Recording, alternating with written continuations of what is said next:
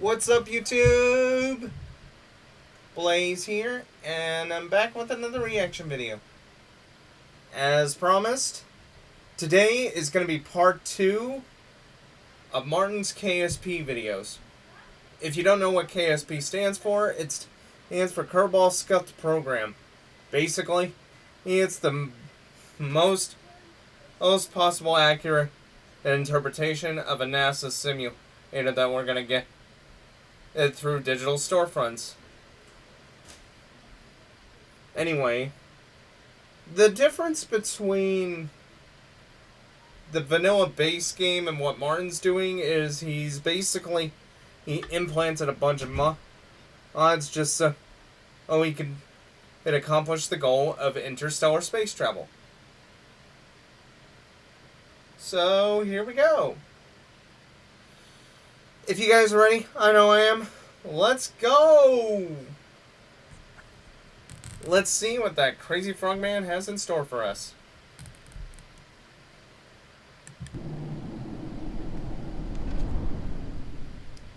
Hello again, Bill here. Today, we're back in KSP, ready and willing to send our brave Kerbonauts off to almost certain death. Again. In this episode of our space catastrophe journey, we're taking another step towards the stars and going to the other planets in our own solar system. Hey there. In case you forgot, our glorious, patriotic, and ethically dubious space program has one goal. Reach another star system, land on its exoplanet, plant a flag, and return. Great sacrifices have been made in this pursuit, and a great many more will surely come. So what happened in the last episode? Well, we flew our first mission, almost got to orbit, actually got to orbit, told Kevin off for being a terrible student. Yeah, you heard me. Went on a boring trip around the moon, and then did a solid moon landing. Nice. Oh yeah, and Jeb died. Rest in peace. It's okay though, because we have a replacement pilot, Valentina Kerman. Like the video if you think Valentina will live out a long and illustrious career in the Bean space program. To achieve our ambitious goals, we've loaded the game up with mods, creating a buggy, unstable, and feature-packed mess of a game. In this video, we're going to go and create some surface bases on the planets in our solar system. We'll sprinkle a couple on Duna and Eve, maybe some around the local gas giant Jewel, and finally, one on the furthest out planet, Elu. So what have we done since the last video? Well, a few things, all within the Kerbin system. We sent Valentina to Kerbin's other moon, Minmus, we went to the moon a couple more times, and we also, maybe, could have, possibly, killed all the remaining Kerbals. That didn't take long. Valentina died in a tragic time acceleration accident while trying to get back into her capsule on the moon. Bob also died in a tragic time acceleration accident while trying to land on the moon. Bill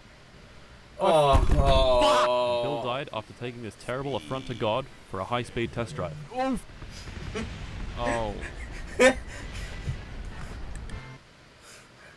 Talk about next day shipping to God. Okay, sorry, I had to add the Maxor joke in there. Anyway. So no more Jeb, Val, Bob, or Bill. Rest in peace. Instead, we have recruited Urk and Elza Kerman. They've so far flown a few missions each, and not died in the process. Yet. Anyway, let us continue. Launch 1. Here we go.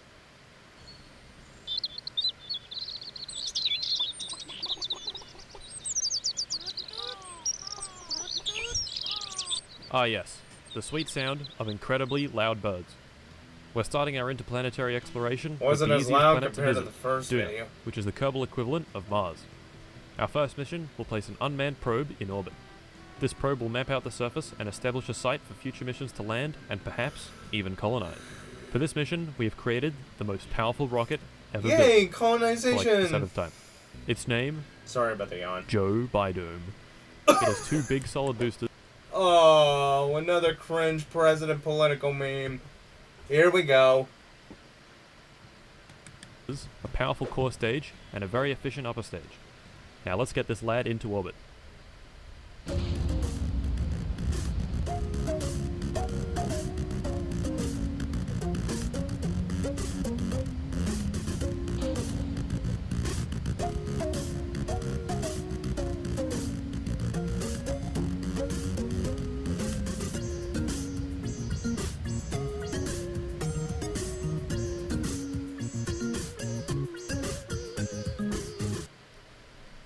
Very nice. We're left with precisely 6,262 meters per second of delta V. Oi, sir, what's delta V?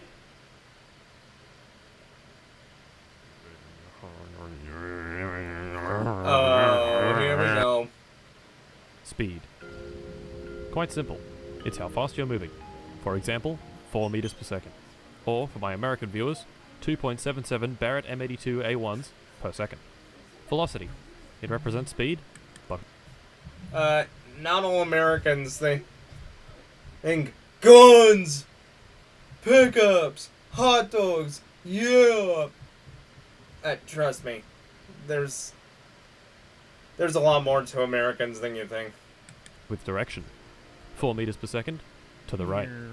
In physics, and in maths, the capital delta from the Greek alphabet refers to a change in something. So, delta V would be a change in velocity. For example, we're traveling forwards in a straight line at 100 meters per second. If we point our craft forward, how fast would you expect we go after burning all of our fuel? 200. Well, since we have a... Kevin? Be quiet. Well, since we have 150 meters per second of delta V, we'd expect to be going around 250 meters per second. And sure enough, we do. If we face backwards and do the same experiment, we go 50 meters per second in the opposite direction. Nice. So why is this useful? Well, it basically measures how far our craft can go.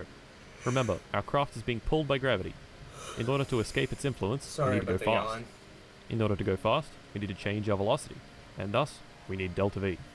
People have made these nice looking maps that give a rough estimate of how much you need to go anywhere in the solar system. As we can see, to get to Duna we need to escape Kerbal's gravity and then extend our orbit to intersect Duna's. According to the map, this will take us around 1,000 meters per second. Anyway, let's go to Duna.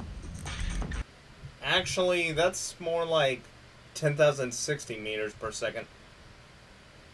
He was 60 meters off.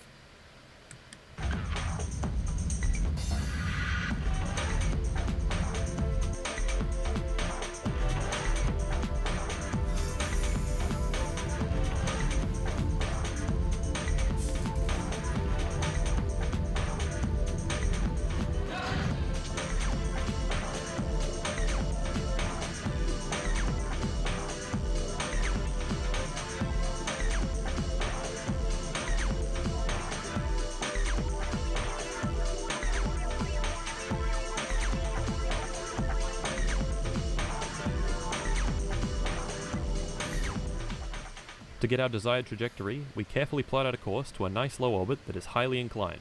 However, on the way there, I do this. Oh! What happened here is my incredibly fat, sausage-like fingers mashed the time accelerate button and shot me straight past Juno. Are you nice. Not to worry though, we packed way more fuel than necessary and can literally just turn around and chuck her in reverse. To prevent shooting past again, we point backwards at the closest approach and slow down until we get a nice circular orbit. And there we have it. We're in orbit and mapping the surface of our first planet. On to... Launch 2. I'm just going to tell you right now, Launch 2 was a complete disaster. For Launch 2, we built another powerhouse of a rocket, Pog Frog 1, with one simple goal. Footprints and a flag on Duna. The rocket was going to place this section here in orbit of Duna. This lander would then separate and fly itself down to the surface where we'd do whatever it is we wanted to do. Whether that be running temperature scans, planting important flags, observing the goo, or dropping the Kerbal repeatedly on his head. After doing this important science, we'd hop in the lander and fly it back into orbit to meet up with the transfer stage. Fairly simple, right? Yeah, you'd think. Anyway, let's launch. Basically, Martin was foreshadowing disaster again.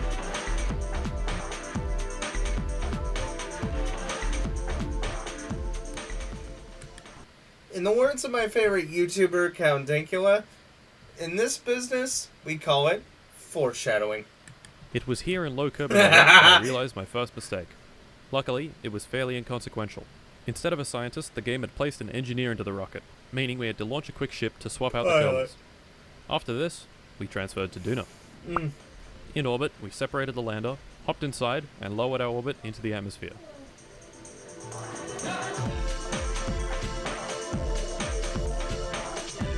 I apologize for the constant yawning. I think my allergies are acting up.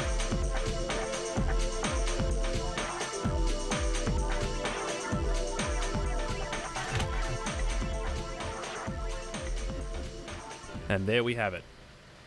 Urk hopped out and planted our first interplanetary flag. He named this incredible site Monkey Planet Now Claimed, and inscribed the plaque with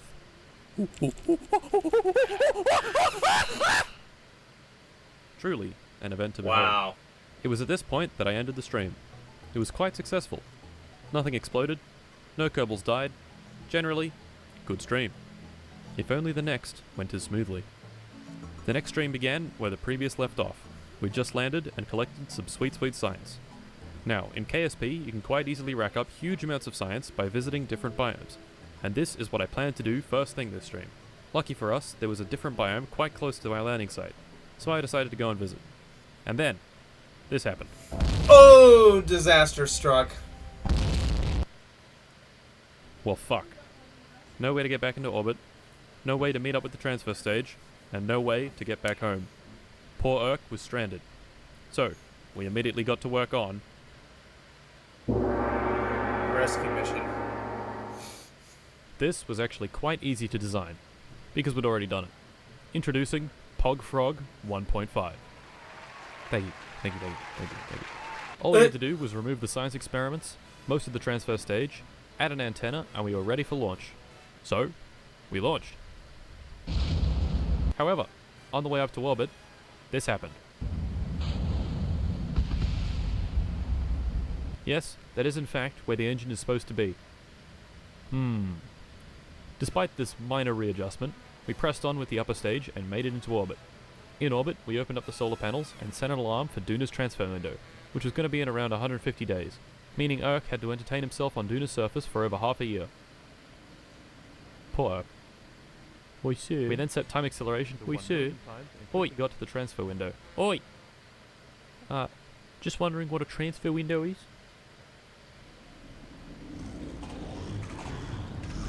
Oh boy, here we go. Nah, that's it. I've had enough.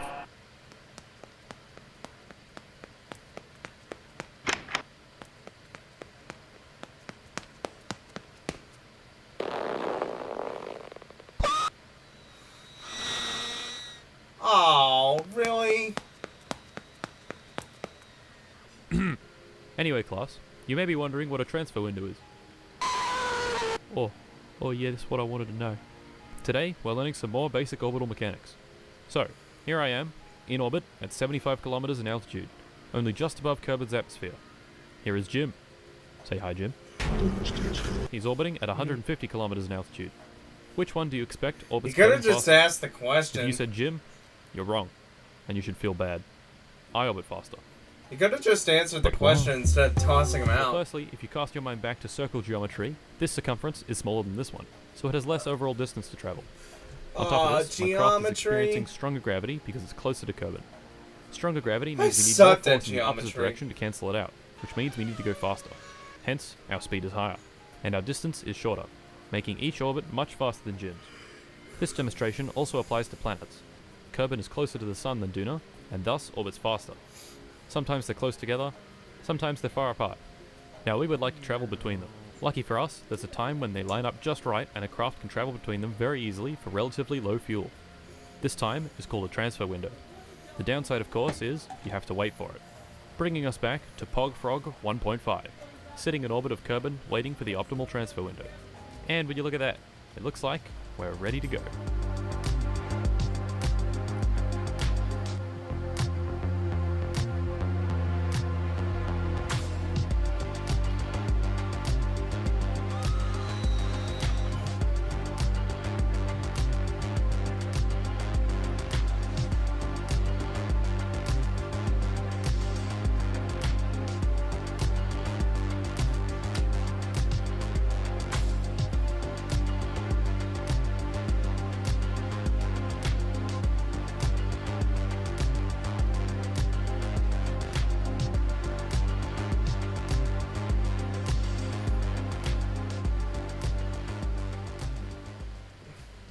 Now, we have a slight problem.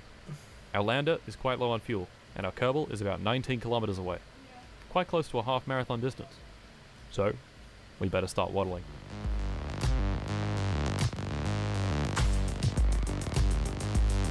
Okay.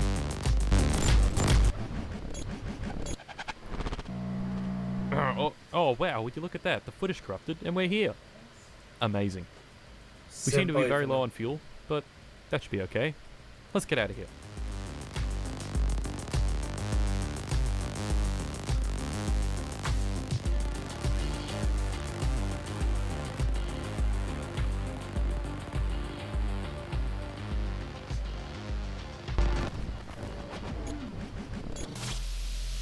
Oh, what the fuck? Hold on, let me fix that.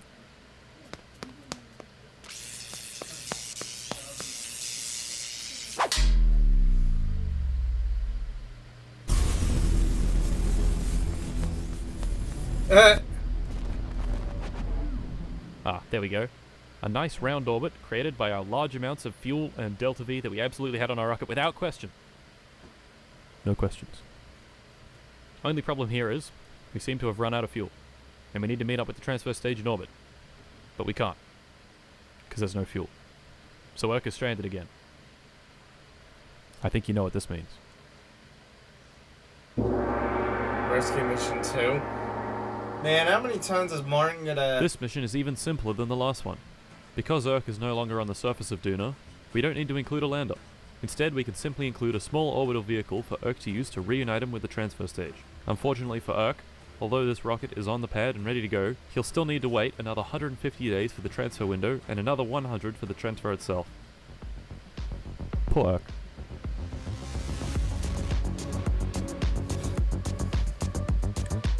Kind of makes me wonder if this is by accident or if Martin set all this up. Just so he could torture these poor guys.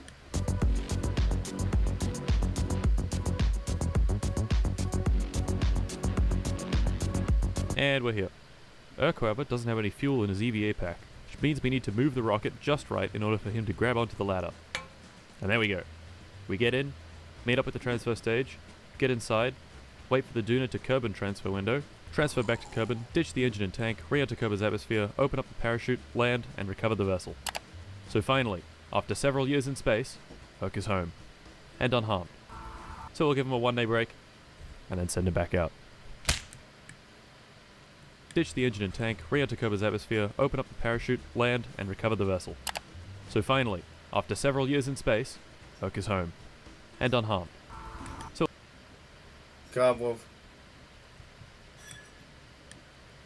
At the transfer stage, get inside, wait for the Duna to Kerbal transfer window, transfer back to Kerbal, ditch the engine and tank, re-enter Kerbal's atmosphere, open up the parachute, land, and recover the vessel.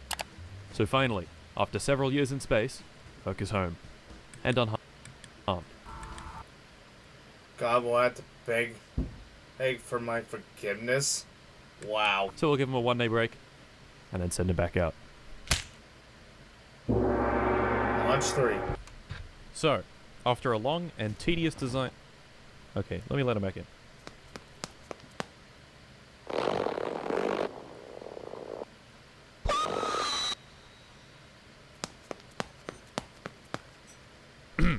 Anyway, after a long design process, here is what the program has come up with. The wonderfully named Urk's Tomb, to remind him of how long he's going to be staying there. This craft is a ground base. How? Its goal is to land on the surface of Duna and use this little module here, a science lab.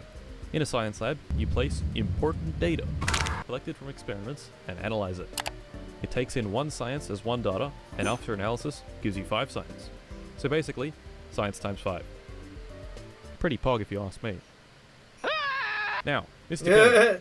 Oh yeah? I'm going to issue you a challenge. If you can design the transfer craft and launcher for this base, I won't throw you into space ever again. Oh, and you have 4 seconds. Go. Okay, time's up. Oh, yeah, I think I did pretty good. Let's see what you got for us, Kevin.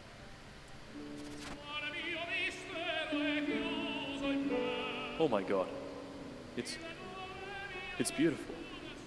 The optimized engines. The fuel ducts leading into the center stage. The 300 kilograms off the mass limit. The slightly scuffed fairing. It even has a watermark. Okay, so, Kevin? It's bad. Anyway, we're going to use this vehicle to take us to Duna. Oi! Why'd you throw me out? You're using me craft! Yeah, anyway. Let's get this guy up and into orbit.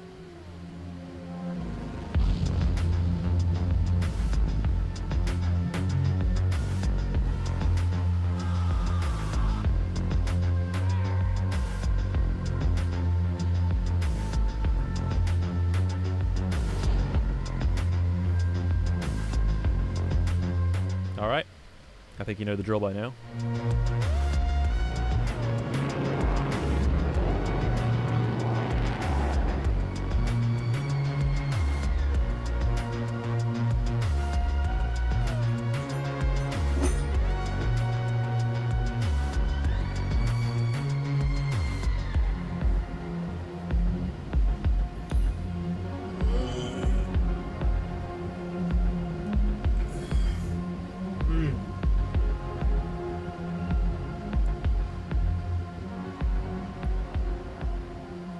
For the final time, Urk has touched down on Duna.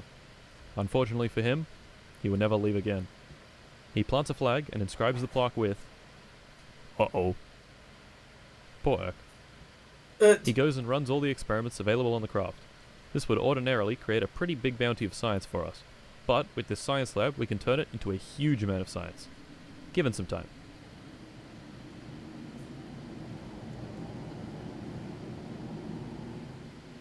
And, after a year and a half of sitting inside a cramped room collecting data, Urk has generated over 8,000 science for the program to use. Urk has made great sacrifices for our space program, and for that, we are thankful. Thank you, Urk. Godspeed.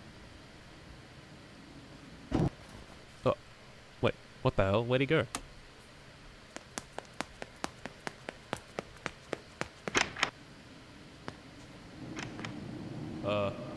Kevin? Oh boy.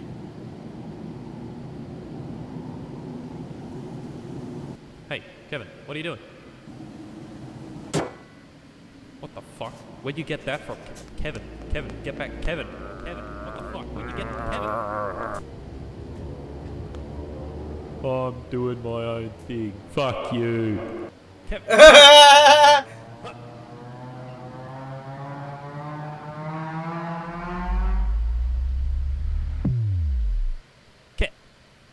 Where'd he go?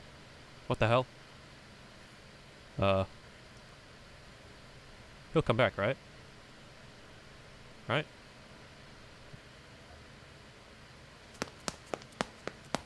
Hard to say. Well, anyway, where were we? Oh, that's right. With our huge bounty of science, we can research new and exciting technologies. Better heat shields, more efficient engines, and special nuclear reactors are all available to us now. Very good. I think this means we should start building... Alright, getting ready for launch 4. We've conquered Duna. Some probes, a landing, and a base. Now let's move closer to the sun, to the purple boy. Eve. The biggest bastard in the solar system. What are we going to do there? The exact same thing as with Duna, but with a single launch. We're going to send a relay probe and a base. No lander this time around, because leaving Eve is reserved for people that have gained access to their entire nervous system. So why is Eve a total bitch to leave? 3 things. Its very dense atmosphere, general girthiness, and high gravity. At sea level, the atmosphere is so dense that some engines simply don't work at all. The other reason is that to orbit Eve, you need to be going at around 3,000 meters per second, which is pretty quick. So no leaving for us. Or at least our Kerbals. On this one-way trip to the purple hellscape, we have recruited our man, our boy, our hero, Obson Kerman. He'll be seated in the craft science lab for the remainder of his life. Poor Obson.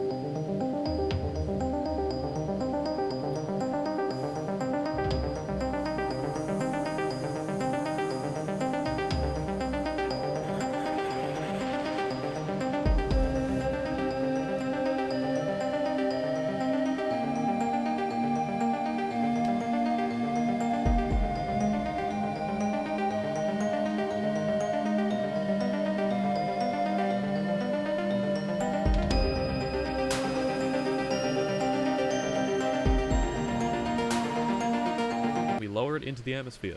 Time accelerator ahead, burn up and explode. Oh. Oh. Just kidding, I'm a professional, and this is definitely something I would never do. What actually happened is I put the lowest point of the orbit around 50 kilometers up so the atmosphere can slow us down. Wow, would you look at that? It's getting hot. Really, really hot. Must be all that friction, right? Yeah, that friction really generates a lot of heat on re-entry, doesn't it, guys? Nah, Yeah. I think it's... Friction! Definitely couldn't be any other mechanism other than friction. Oh. Hello?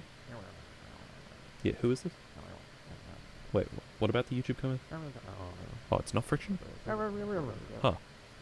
No, I didn't get it wrong in the last video. You see, there's this guy in my class, and he's called Kevin. Hello again. It's me, Vsauce Derek. I'm here to talk to you about compression. No, not video compression. Air compression. Okay. Air compression is actually what causes the heating on re-entry. But how? Well, first off, what is air made of? Pretty simple. It's made of molecules. A whole lot of molecules. Now, what is temperature?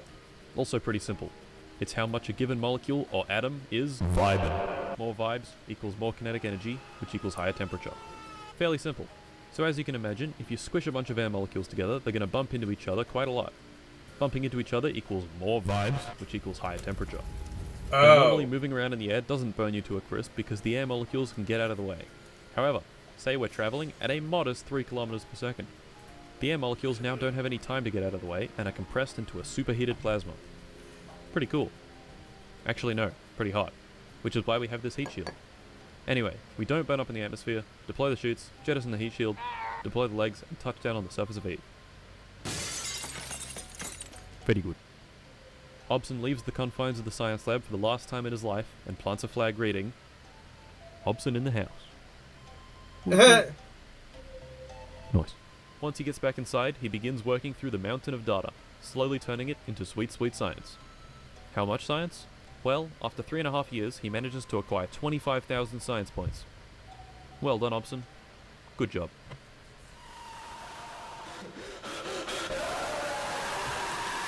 Like the last... Oh. My bad. I accidentally, Nice. Once he gets back inside, he begins working through the mountain of data, slowly turning it into sweet, sweet science. How much science? Well, after 3.5 years, he manages to acquire 25,000 science points. Well done, Hobson. Good job.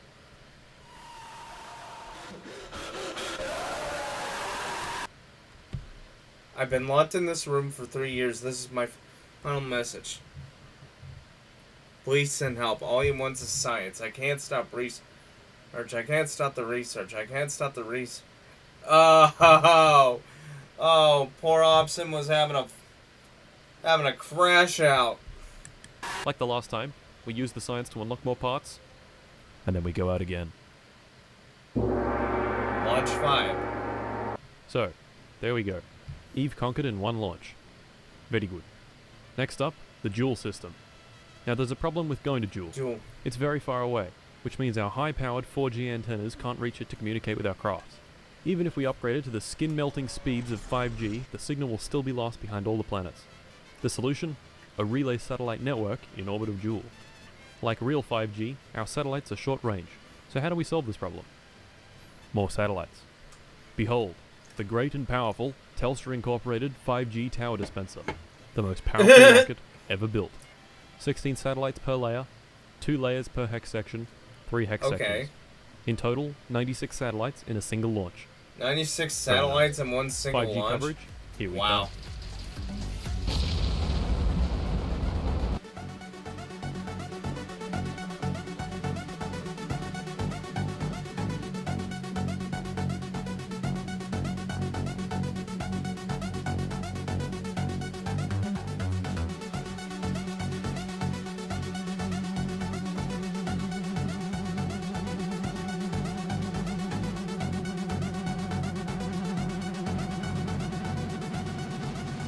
To spread the satellites out nice and far, we place the craft into an orbit intersecting Joule's chunkiest moon, Tylo.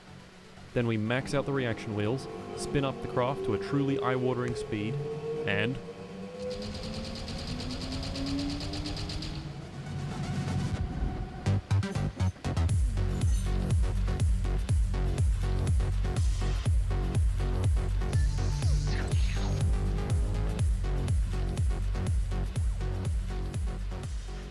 And there we go. We've rendered the map completely unusable, but we've also placed probes absolutely everywhere. I see this as a complete win. Now I know I said I'd do an Elu base this episode, but I can't be asked. Once again, you'll have to wait for episode 3. I'll tell you when the next one comes out, but only if you subscribe. This is not optional. Oh, and also follow my Twitter to gain deep insights into the human experience. This is also not optional. And while you're at it, like the video. Come on now. Being real for a minute, I haven't really acknowledged that I have in fact grown a whole lot. Thank you all for 150,000 subscribers. If you have a 1080p monitor, this is what 150,000 pixels looks like. Each pixel in this yellow square is one of you. Pog. Unless you aren't subscribed. Not Pog. Speaking of not Pog, I've ordered a bunch of new PC bits, but they're all out of stock. Hopefully once they all arrive, the videos can be 60 FPS at 1440p, which will be pretty cool. In stock, wise. Anyway, boyos, Nice. Merry Christmas, Happy Holidays, and adios. Oh.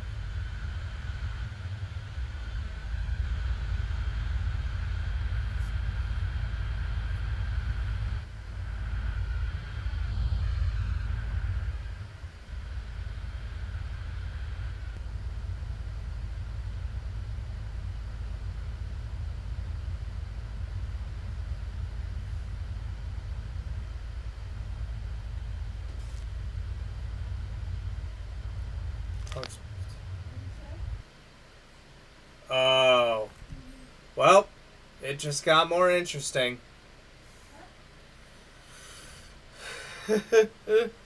It's gonna get crazy. And I got a lot of work to do.